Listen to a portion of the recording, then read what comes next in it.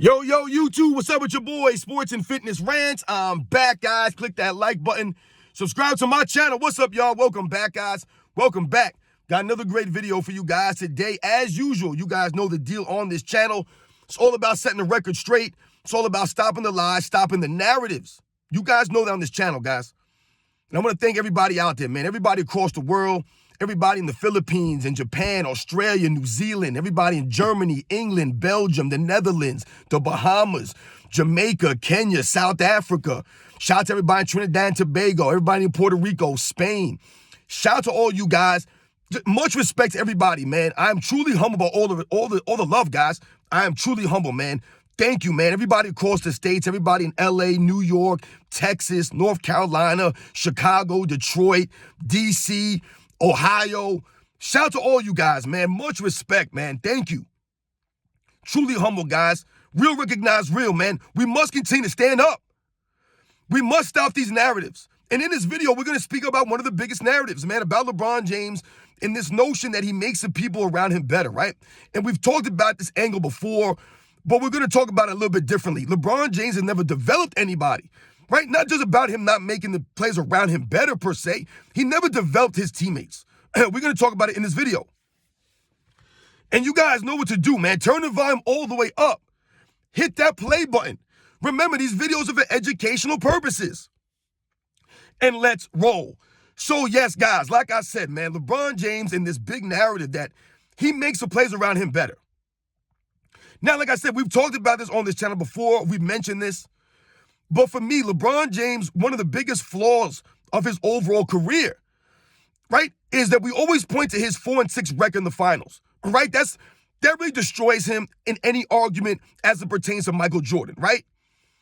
So for me, I've told you guys, one of the biggest reasons I believe that LeBron James is 4-6 and not 6-4, even 7-2, 7-3. Is because I believe that LeBron James never allowed his help to help him.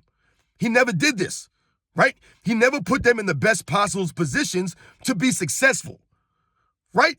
That goes to LeBron James not developing players. So when we compare him to Michael Jordan, right, and we talk about Michael Jordan, and people always bring up Scottie Pippen, right? We always talk about Michael Jordan developing Scottie Pippen, right? It wasn't about Michael Jordan playing on the court and him passing the ball to Scottie Pippen when he was open. And him making Scottie Pippen better that way because he got Scottie Pippen a wide open shot. Now, yes, that may be true. Right? Oftentimes, Michael Jordan was double teamed or the defense was looking at Michael Jordan and Michael Jordan would kick it to guys and they were open for shots. Absolutely. That's the game of basketball. That's not how Michael Jordan made his teammates better. That's not how he developed them. Right? That's not how he developed Scottie Pippen. But that's usually how people will refer to LeBron James and his impact on his teammates. They'll talk about LeBron James kicking it out to them for a wide open shot and then maybe not making that shot. And all of a sudden, LeBron James made the right play. They got to knock that shot down. The problem with that notion is he never developed them in practice. He never gave his teammate, right, the confidence to step into that shot, to knock it down, right? So Michael Jordan always gave his teammates that confidence to step into those shots because they knew regardless of whether it went in or not, they weren't going to get blamed. It wasn't going to be their fault. No one was going to point the finger at them. But when you think about LeBron James and over the years, the way that he's interacted with his teammates, if LeBron James makes that pass and they miss that shot, what immediately happens? Everyone points a finger at that person. They never point the finger at LeBron James. Right? And LeBron James himself will deflect any blame off of him onto his teammates, onto the coaches, onto the situation, the competition, whatever it is. It's always an excuse. It's always someone else's fault. So how can your teammates have the confidence to step into a jumper when they know, man, if I don't make this shot, I'm going to get crucified? Remember, I told you guys, Russell Westbrook was receiving death threats from the LeBron James fan club. Danny Green was receiving death threats from the LeBron James fan club when he missed that shot in the NBA Finals. You guys, they don't want to mention these things. This is how LeBron James treats his teammates. He didn't step up for them, stand up for them, defend them. No, he let it happen. Blame Danny Green. Blame Russell Westbrook. Blame Dwayne Wade. Blame Chris Bosh. You could blame whoever, Kyrie, Irving, Kevin Love, Anthony Davis, blame everybody else. That's not LeBron James putting his teammates in the best possible position to be successful. You expect these guys to step up and make a shot for you when you never put any work in practice with them? You're never developing their confidence, right? Their mind, their mental during practice. You're not holding these guys to a standard. That goes to LeBron James not developing his teammates. That's not helping them, and that's not helping them help him. So I've told you guys, LeBron James forces his teammates to fit into a system around him, right? What's ideal for him, the best way for him to operate. How is that helping your teammates? How? Right? So when you watch the games of LeBron James over his career, right? And I've told you guys, he's inconsistent. Even his teams are inconsistent. The most consistent his teams were in Miami, right? When they had some resemblance of structure, right? Which is why he only lasted 4 seasons there. He wasn't staying any longer. He couldn't do that kind of work. That was too much work for him. So he tried to get this guy fired. Didn't work, right? So he left. But when you think about LeBron James' teams over his career as a whole, they're inconsistent. Does anybody think of any of the Cleveland Cavaliers teams as some of the greatest teams of all time? No. Why? Because they lack consistency. All of them. The first stint and the second stint. Right? Maybe the Miami Heat team maybe people might consider one of the greatest teams of all time, but no one really talks about them as really the top team of all time. The LA Lakers teams, or any of those LA Lakers teams, some of the greatest in NBA's history? No, because lack of the inconsistency of these teams. This is LeBron James forcing his teammates around him, not helping them help him. So, right, I've told you guys, it's not just about LeBron James and people say that he makes the plays around him better. It's about him never developing these guys, right? So, like I told you, when they point the finger at his teammates and say, this guy didn't step up or this guy didn't step up, a lot of that has to go to the preparation leading up to these games, leading up to these big moments, right? Someone like a Ray Allen stepping up for LeBron James, guys, right? Think about this. That's Ray Allen being Ray Allen. That was his greatness. That had nothing to do with with LeBron James. Nothing to do with LeBron James. He stepped up and made a very difficult shot. He was backpedaling into a 3 with a man in his face, right? In the corner, right? Tiptoeing it. He knocks that down because he's Ray Allen. He has the confidence because he's Ray Allen.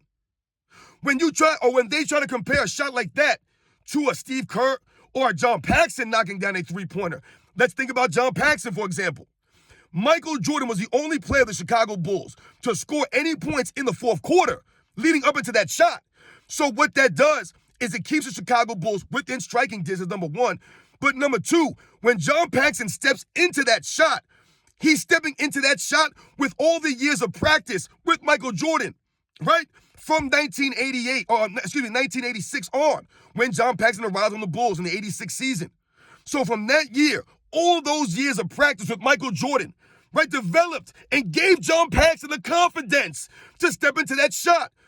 I'm not saying that it was only about Michael Jordan giving him the confidence. John Paxson earned his spot in the NBA. He earned his spot in the Chicago Bulls. He's an NBA player. I'm not taking anything away from his hard work and what he worked on in practice and being a shooter, a knockdown shooter. But Michael Jordan gave him that confidence to make that shot at that moment. John Paxson was never known for being a big-time shooter like that. Ray Allen was. That's the difference, guys. Michael Jordan instilled confidence in his teammates. The same thing as Steve Kerr. Right, you think about Kyrie Irving for LeBron James, right, stepping up and making a shot, even though they'll always say LeBron never had any help. Kyrie Irving helped LeBron James immensely in that series, not just with that shot. His overall play was sensational from games 3 through 7, guys. Sensational. Watch the film. He was incredible. I'm not even a Kyrie Irving fan, but the man was sensational in those games, man. The shots he was making, when he was making them, I mean, he was just doing his thing. Like I said, outplaying Steph Curry. But when you think about that shot by Kyrie Irving, that was on his greatness. That had nothing to do with LeBron James.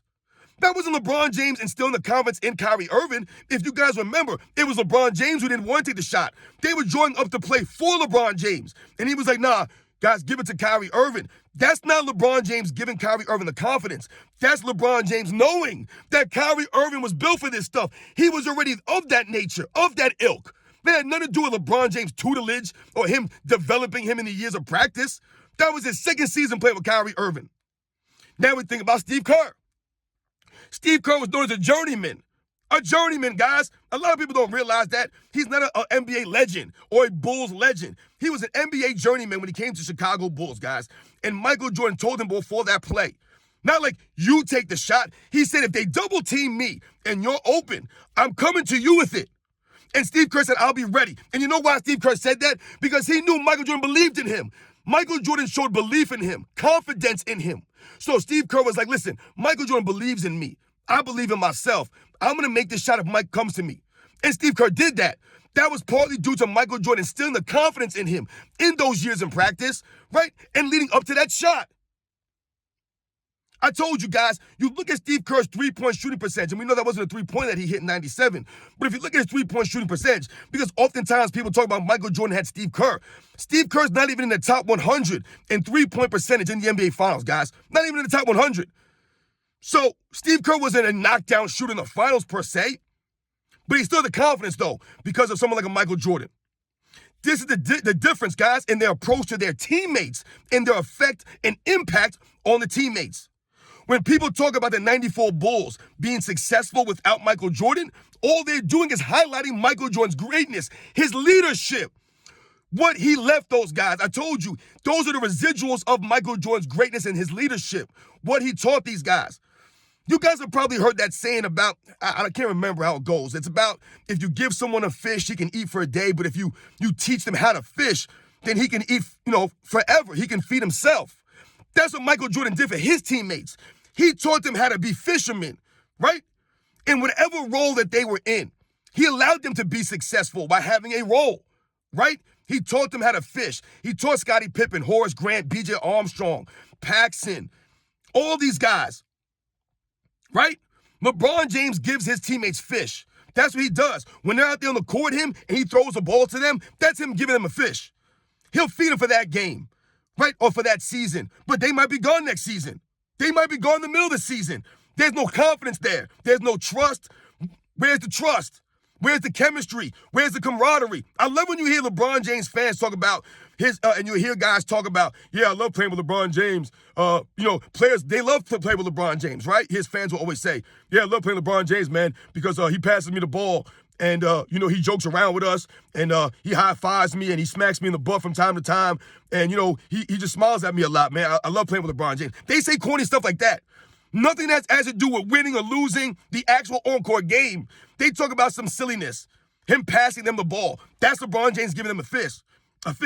They think they're doing something with LeBron James. They think they matter to him when they're standing around there on the three-point line, standing around staring at him while he dribbles a ball like an idiot and then just kicks it out to them. Little do they know, they have to make that shot, right? Or they're going to be crucified, or they're going to be traded, or scapegoated. LeBron James is going to roll his eyes. He's going to get the palms up. This is LeBron James' body language out there with his teammates. This is what he does for his teammates. That's not making them better. That's not improving them. That's not helping your team at all.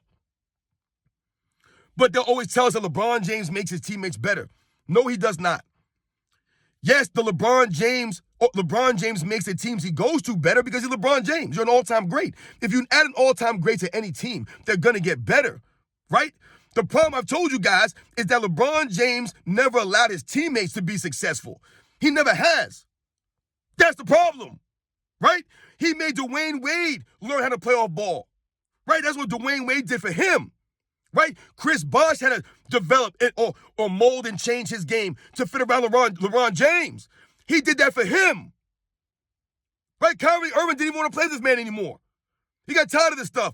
He played 3 seasons with LeBron James like, yo, I'm out of here. Right? He had to change his game up. Kevin Love, this guy had mental problems. You guys remember? He was almost in a depression. And I'm not making light of mental issues, but these are the things. This is what happens to LeBron James' teammates. I told you, you had guys like Russell Westbrook getting death threats, playing with LeBron James that season, right? Remember that scene that Russell Westbrook went over to LeBron James to like give him a dap or something, tell him, hey, it's all right, man. And they didn't even look at him. They completely ignored him. This LeBron James a teammate, y'all. That's making his teammates better? No, he's a sore loser. And he always forced his teammates to mold their games around him. That's not helping them get better. That's not making them better. That's not helping them help you, LeBron. And that's one of the main reasons why he's been very inconsistent throughout his NBA career, guys. And when you talk about Michael Jordan or you compare him to a Michael Jordan, it's night and day. Their approach to their teammates, their approach in practice, and what they did for their teammates, right? Think about this now, guys. Think about someone like a Steve Kerr we just talked about. Think about what Steve Kerr learned playing with Michael Jordan and how he parlayed that throughout his NBA career, right? He also went to the Spurs and was successful there and helped them win, right? And then turned into a successful coaching career. And oftentimes, you guys remember that clip of him referring to Michael Jordan in the I can't remember what playoffs it was. It might have been the 91 playoffs or the 91 finals. Steve Kerr mentioned Michael Jordan. These are the kinds of things that Steve Kerr does, right? He took from playing with Michael Jordan. That's where he left Steve Kerr. That's the residuals of the greatness of Michael Jordan. Look what he did for Scottie Pippen. He made the man a Hall of Famer. One of the all-time great players, Scottie Pippen. Right? In large part due to Michael Jordan, the practice, the leadership, the being a big brother to Scottie Pippen. Giving Scottie Pippen the confidence. Developing him. Not trading him away. Right after 89 when he took an elbow to the head and Michael Jordan could be like, yo, this guy's soft, man. I want this guy out of here. No. Not in 1990 when he had the migraine game. He left Michael Jordan hanging in the game 7. No, he didn't trade him away and say, yo, we got to get rid of this Pippen guy. I can't play with him. He didn't do that. He continued to be a big brother to Scottie Pippen. No one talks about these things. They want to make it seem like Scottie Pippen saved Michael Jordan. Right? Michael Jordan had nothing to do with Scottie Pippen's development. It was all Scottie Pippen. He would have been great anyway. No, he would not have. He was mentally weak. Michael Jordan gave his teammates the confidence, man. Think about all the guys Michael Jordan played with, man. Think about that first three-peat, guys. Guys like Horace Grant and B.J. Armstrong, Scottie Pippen, right? Scott Williams, Stacey King, Bill Cartwright, Craig Hodges, right? These are the guys on that team. Bob Hansen, Cliff Livingston. Michael Jordan gave all these guys confidence. All those guys I mentioned, none of those guys are going to be confused with all-star players. Except for Scottie Pippen, of course. But come on, man. Michael Jordan, right, gave all those role players, these journeymen, the confidence. And he worked with these guys. He held them to a standard. He pushed them. He was a great teammate, man. LeBron James, not a great teammate. Like I said, these guys never know what they stand with LeBron James, the passive-aggressive nature of him, his comments, the things he says. You know where you still Michael Jordan? Which is why I told you guys, Michael Jordan always gave his teammates credit, and he always took the blame. He knew how to be a true leader. That helped his teammates out. That helped those guys. Because they knew they were going to get their just due. Michael Jordan was going to appreciate them. He appreciated them. They didn't trade these guys all over the place. The core was always there. You guys know the deal, man. Once again, it's not him, LeBron James. These are the facts, man. There's another narrative that LeBron James makes his teammates better. They always try to make it about the all-court game and what LeBron James teams do and this and that. He never developed anybody. He had many opportunities to develop players, and he never did, never took the time to develop anyone. He refused to do that. Michael Jordan developed players over the years. You guys know the deal, man. I'll catch you guys on the next one.